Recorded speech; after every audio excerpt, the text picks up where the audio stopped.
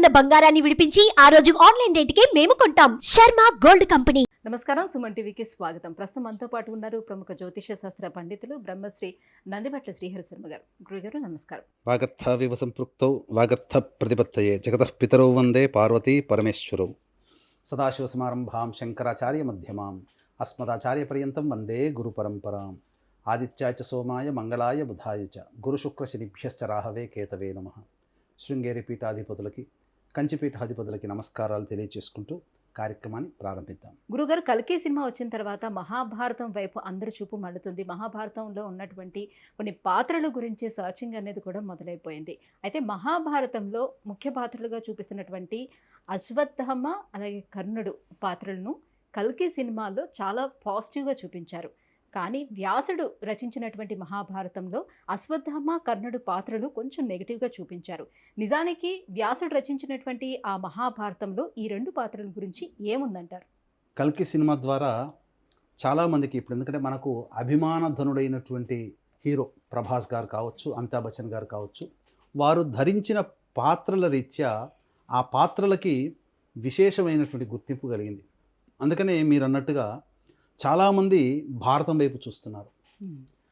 అయితే వాస్తవానికమ్మా నేను కల్కి సినిమా చూడలేదు ఇంకా. కానీ ఈ వివాదం అనేటువంటిది వచ్చిన తర్వాత దీంట్లో వాస్తవం ఎంత అనేటువంటి విషయాన్ని మనం గమనించుకున్నట్లయితే మనకు అసలు మూలమైనటువంటి వ్యాస మహాభారతంలో వీళ్ళ యొక్క పాత్ర యొక్క వర్ణన మరియు ధర్మాధర్మ విచక్షణ అనేటువంటిది మనకు సంజ్ఞా రూపంలో మనకు తెలియచేశారు.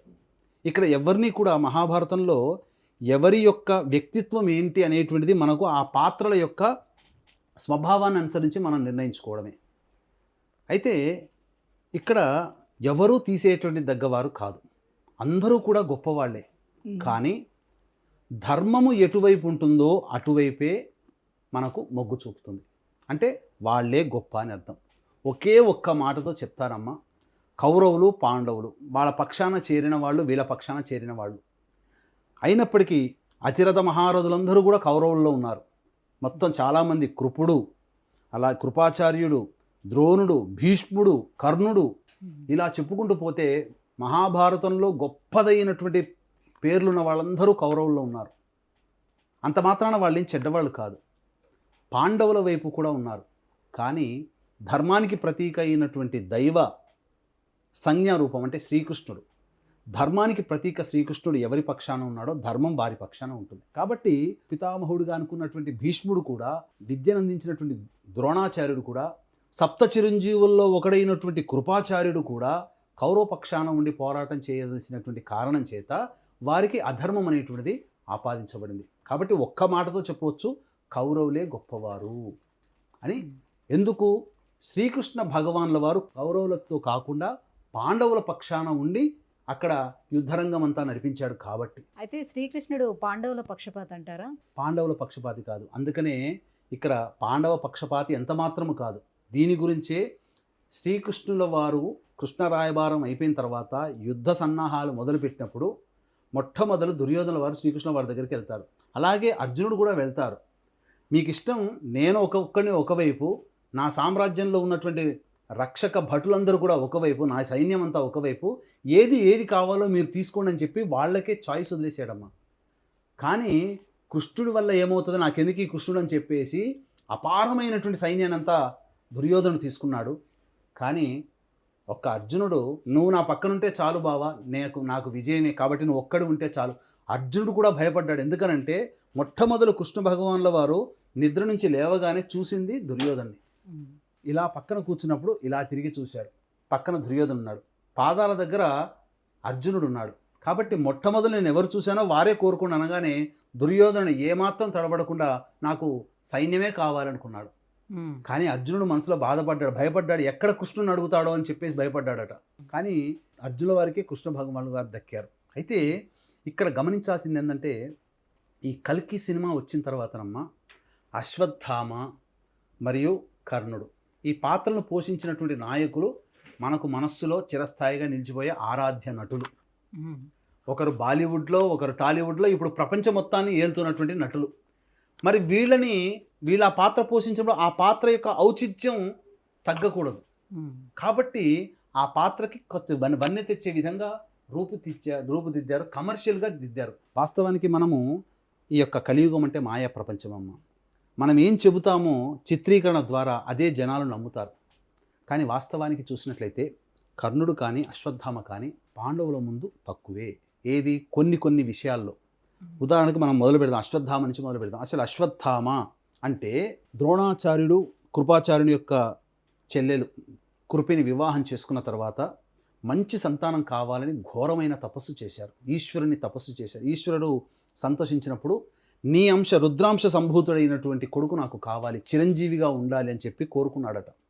ఆ విధంగా రుద్రాంశ సంభూతుడైనటువంటి కుమారుడు జన్మించాడు. జన్మించడంతోనే గుర్రము సకిలిస్తే ఎలా వస్తుందో ఆ యొక్క శబ్దముతో ఏడుపు మొదలుపెట్టాడట. అందుకని గుర్రం సకిలించినట్టుగా ఉంది కాబట్టి అశ్వత్థామ అనే పేరును పెట్టారు.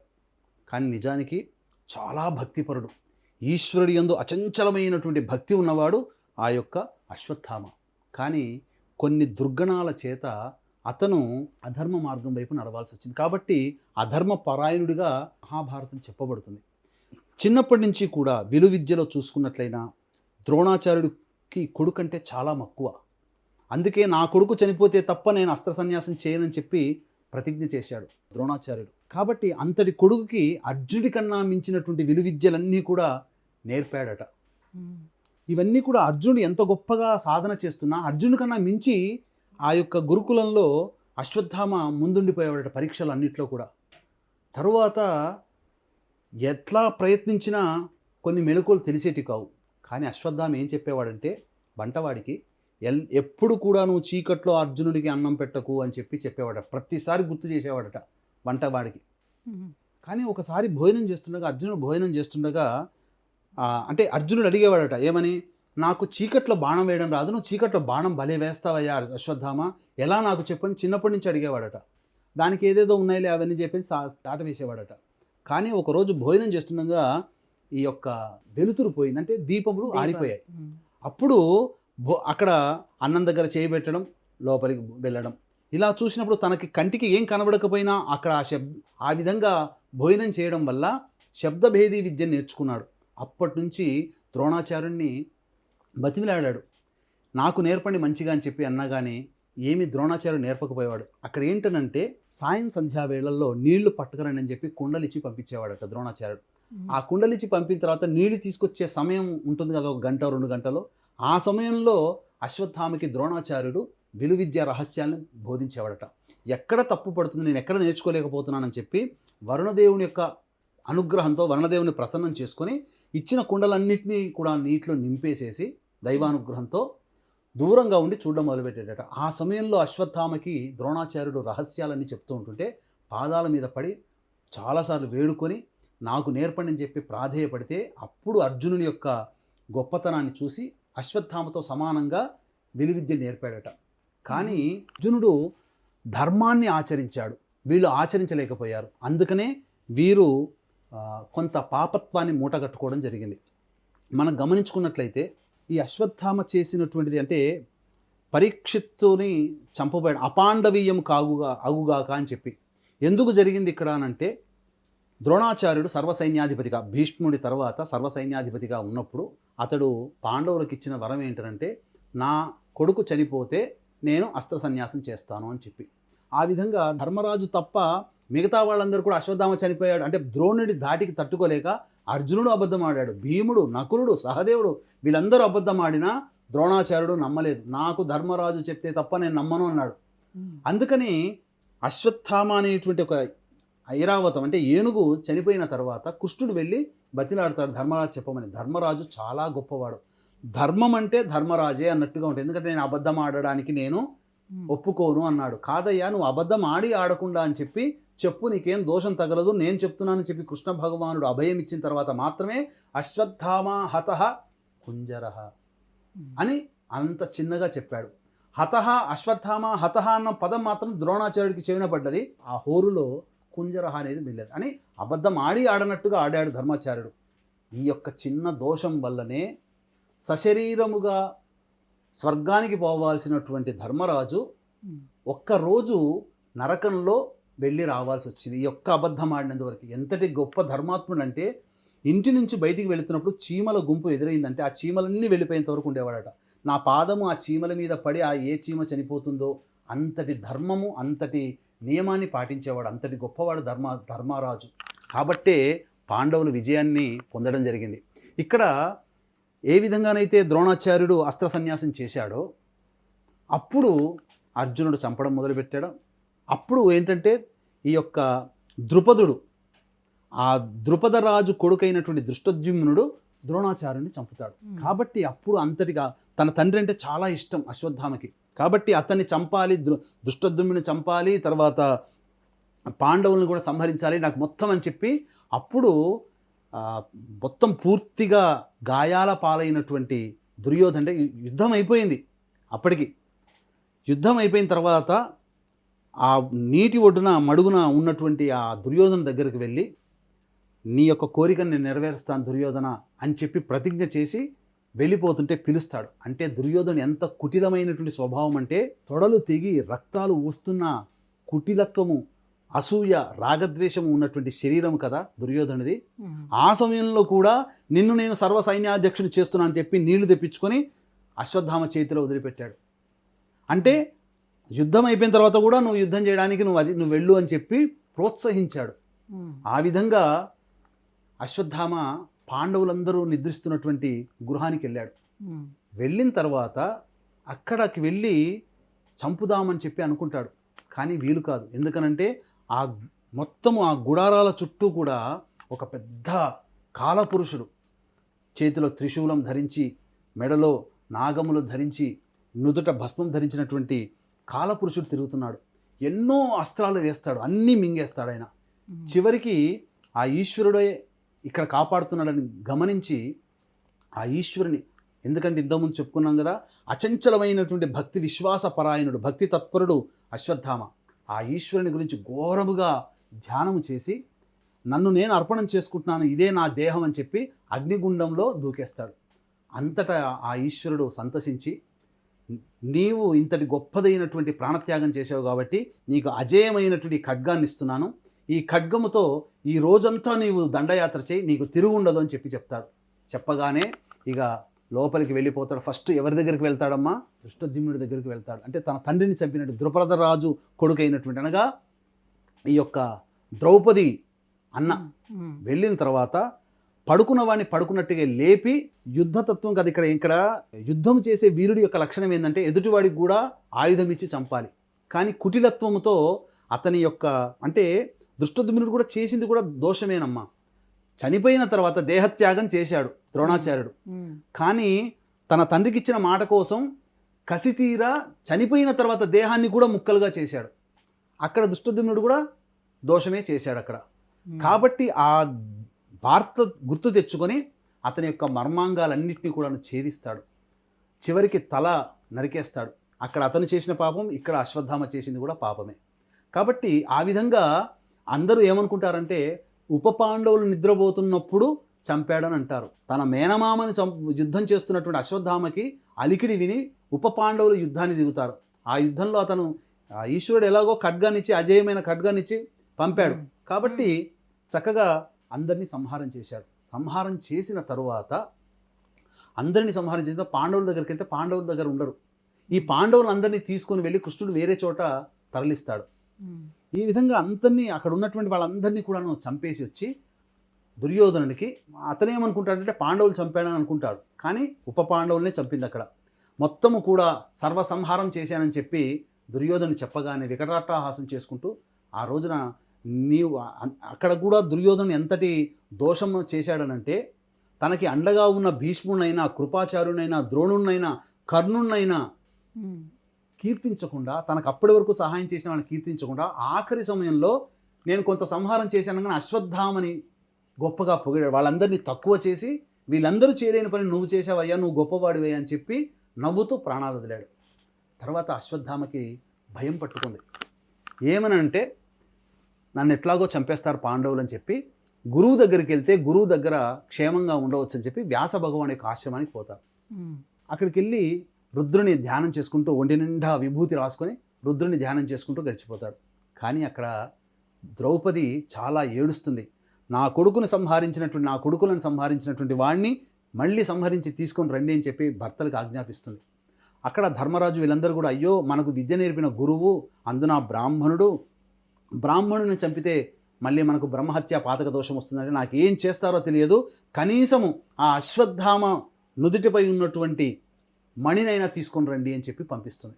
ఆ విధంగా కృష్ణుడి ద్వారా తెలుసుకున్నటువంటి పాండవులు వ్యాసాశ్రమానికి వెళ్తారు. వ్యాసాశ్రమంలో ధ్యానం చేసుకుంటూ కూర్చుంటుంటాడు. ఏమనంటే ఇక నేను తప్పు చేశాను, నన్ను క్షమించమని వేడుకుంటూ.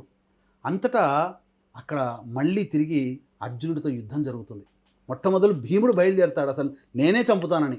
ఒక్క భీముడిని పట్టుకుంటే వాడి దగ్గర ఉన్నటువంటి మణి చేత, వాడున్నటువంటి అస్త్రశస్త్రాల చేత అశ్వత్థామ చంపేస్తాడని చెప్పి భీముని రక్షించడం కోసం అర్జునుడిని, ధర్మరాజుని, నకుల సహదేవుని వెంట పెట్టుకుని కృష్ణుడు కూడా వెళ్తాడు. అక్కడికి వెళ్ళిన తర్వాత అక్కడ కృష్ణుడు చాలా మర్యాదపూర్వమైనటువంటి మాటలు మాట్లాడతాడు. అయినా అశ్వత్థామ దేనికి కూడా సంతోషపడడు. నా తండ్రిని చంపారు, నేను చేసింది కరెక్టే అని అంటాడు. అక్కడ తప్పు ఒప్పుకొని ఉంటే భారతంలో ఇంకొక రకంగా ఉండేదేమో. కానీ తప్పు ఒప్పుకోకుండా ఇంకా రేకెత్తిచ్చే విధంగా పాండవుల్ని నాశనం చేస్తానని చెప్పి అక్కడ యుద్ధానికి కాలు దూవుతాడు. ఆ విధంగా కొంతసేపు యుద్ధం జరుగుతుంది. ఇక నేను వీళ్ళని యుద్ధంలో గెలవలేనని చెప్పి ద్రోణాచార్యుల వారు ఉపదేశించినటువంటి బ్రహ్మశిరోనామకాస్త్రము అనేటువంటిది ఉంటుంది. అది చాలా బలమైనటువంటిది. దాన్ని ఒక దర్భబుల్ల తీసి అపాండవమవుగాక అని చెప్పి దాని మీద మంత్రం చేసి ప్రయోగిస్తాడు. ఆ ప్రయోగాన్ని బాధలు తట్టుకోలేక సైనికులందరూ కూడా ఏం చేయాలి, యుద్ధం చేయాలని అంటే అప్పుడు కృష్ణుల వాళ్ళందరూ అంటాడు ఏమనంటే, మీరెవ్వరు కూడా ఆయుధాలు పట్టకండి, రథాల మీద ఉండకండి, ఆయుధాలన్నీ వదిలేసేసి భూమి మీదకు వచ్చి శిరస్సు వంచి నమస్కారం చేసుకోండి, మిమ్మల్ని ఏ బ్రహ్మాస్త్రం ఏమీ చెయ్యదు అని చెప్పి. ఆ విధంగా అందరూ ఆ విధంగా అయిపోతారు. అప్పుడు అర్జునుడిని ప్రేరేపించి బ్రహ్మశిరోనామకాస్త్రానికి ప్రతిగా నువ్వు ఉండాలంటే నువ్వు నేర్చుకున్న బ్రహ్మాస్త్రాన్ని ప్రయోగించు అని చెప్తారు. ఆ విధంగా బ్రహ్మాస్త్రాన్ని ప్రయోగిస్తాడు అర్జునుడు. ఆ విధంగా వ్యాసులు, కృపాచార్యులు వీళ్ళందరూ వస్తారు. వచ్చి మీరు ఉపసంహరించుకోండి, 2 అస్త్రాలు మీరు ప్రయోగం చేశారు, దీనివల్ల 12 పుష్కర సంవత్సరాలు అంటే 12 సంవత్సరాల పాటు ఈ ప్రపంచమంతా దుర్భిక్షంతో ఉంటుంది, కాబట్టి మీరు ఉపసంహరించుకోండి అంటే కృష్ణ భగవానుడు ఇచ్చినటువంటి మాట మీద అర్జునుడు ఉపసంహరించుకుంటాడు. కానీ ఈ అశ్వత్థామకి తెలియదు, ఉపసంహరించుకునే విధానం తెలియదు. అపాండవముగా కానించా నేనేం చెయ్యలేను అన్నప్పుడు అప్పుడు అభిమన్యుడి భార్య, ఇంకా మిగిలింది ఎవరు, పాండవుల తర్వాత ఉత్తరా గర్భంలో ఉన్నటువంటిది అభిమన్యుడు భార్య గర్భంలో ఉంటుంది. ఆ గర్భంలో ఉన్నటువంటి శిశువుని సంహరించడం కోసం వెళితే అక్కడ శ్రీకృష్ణుల వారు సుదర్శన చక్రంతో ఆ యొక్క అస్త్రాన్ని ప్రయోగాన్ని ఆపేస్తాడు, దాని యొక్క గతిని మళ్ళిస్తాడు. అప్పుడు ఆ పరీక్షిత్తు నమస్కారం చేసుకున్నటువంటిది. ఇది చాలా అద్భుతంగా ఉంటుంది వర్ణన. ఆ విధంగా పరీక్షిత్తు గొప్ప విష్ణు భక్తుడై భాగవతోత్తముడై ఈ విధంగా మనం కనిపిస్తుంది ఆ యొక్క మహాభారతంలో. అంతే కడుపులో ఉంటుండగానే దైవాన్ని స్మరించినటువంటి వ్యక్తిగా పరీక్షిత్తు. కాబట్టి కృష్ణుడు చాలా అసహించుకుంటాడు. నువ్వు ఇంతటి దుర్మార్గుడు, ఆ ధర్మం తెలిసి కూడా నువ్వు ఇంత దుర్మార్గమైన పని ఎలా చేయగలిగావు, ఒక గర్భంలో ఉన్నటువంటి శిశువుని సంహరించాలని నీకు ఎలా కలిగింది ఆలోచన, నువ్వు ఇంతటి తుచ్చమైనటువంటి ఆలోచన చేసావు కాబట్టి నీవు 3000 సంవత్సరాల వరకు నీవు రోగములతో, కుత్సితమైనటువంటి శరీరముతో, వ్రణములతో, రక్తము కారుతుండగా, చీము కారుతుండగా, దుర్గంధం వ్యాపిస్తూ జీవితాన్ని 3 సంవత్సరాల వరకు నువ్వు బ్రతుకు, తర్వాత కలియుగాంతం వరకు జీవించి ఈశ్వర సేవ చేసుకో, నీ పాప ప్రక్షాళన చేసుకో, తదనంతరం నీకు మళ్ళీ సప్తర్షుల్లో భాగం కలుగుతుందని చెప్పి చెప్తాడు. ఆ విధంగా ద్రౌపది కోరిన కోరిక మేరకు ఆ మణిని పెకిలించుకుంటారు. అంటే ఆ మణి యొక్క ప్రభావం ఏంటిదంటే, ఆ మణి ఎవరి దగ్గర అయితే ఉంటుందో వాళ్ళకి ఆకలి దప్పులుండవు, జ్వర హరాది రోగాలు ఏమీ కలగవు. వాళ్ళందరూ కూడా దివ్యమైన దేహంతో ఎన్ని శస్త్రాస్త్రాలు శరీరం మీద పడ్డా మళ్ళీ వెంబడే శరీరం సాంత్వన చేకూరుతుంది. ఆ మణి యొక్క ప్రభావం, ఆ మణిని తీసుకొని చీత్కరించి వెళ్ళిపోతారు. ఆ విధంగా అశ్వత్థామ పుట్టిన దగ్గర నుంచి ఇప్పటి వరకు కూడా ఇప్పటికీ జీవించి ఉన్నాడు. చాలామంది అంటారు మధ్యప్రదేశ్లో ఏదో కసిరికోట దగ్గర ఇక్కడ శివాలయంలో వెళ్తాడు, ప్రతిరోజు అభిషేకం చేస్తాడు, పూలు ఉంటాయి, తలుపులు మూసేస్తే తిరిగి తెల్లారి తీసరికే పూలు వచ్చి ఉంటాయి, మేము ఎక్కడంతమంది చూసాము, ఒక ఆయన 17 అడుగులు ఉన్నాడు. ఇవన్నీ కూడా కథలమ్మ. ఎందుకనంటే అతను తిరగాలి అనుకుంటే 3000 సంవత్సరాల వరకు ఉంది. ఆల్రెడీ 3000 సంవత్సరాలు గడిచిపోయాయి. మన కలియుగంలో 3000, మహాభారతం జరిగి 5000 సంవత్సరాలు అయింది ఇప్పటికి. 3000 సంవత్సరాలు గడిచిపోయాయి. ఇప్పుడంతా కూడా అతను ఊర్ధ్వలోకంలో ఎక్కడో హిమాలయాల్లో ఈశ్వరుని కోసం తపస్సు చేసుకుంటున్నాడు. గురుగారు ఎంత పెద్ద వీరులైనా కూడా అధర్మం వైపు వెళ్తే ఏమవుతుందని తెలియజెప్పే మహాభారతంలోని అశ్వత్థామ కర్ణుడి గురించి ఇంత చక్కగా వివరించినందుకు ధన్యవాదాలండి. సర్వం శ్రీ ఉమామహేశ్వర పరబ్రహ్మార్పణమస్తు. సుమన్ టీవీలో మీ పర్సనల్ అండ్ బిజినెస్ ప్రమోషన్స్ కోసం కింది నెంబర్కి కాంటాక్ట్ చేయండి.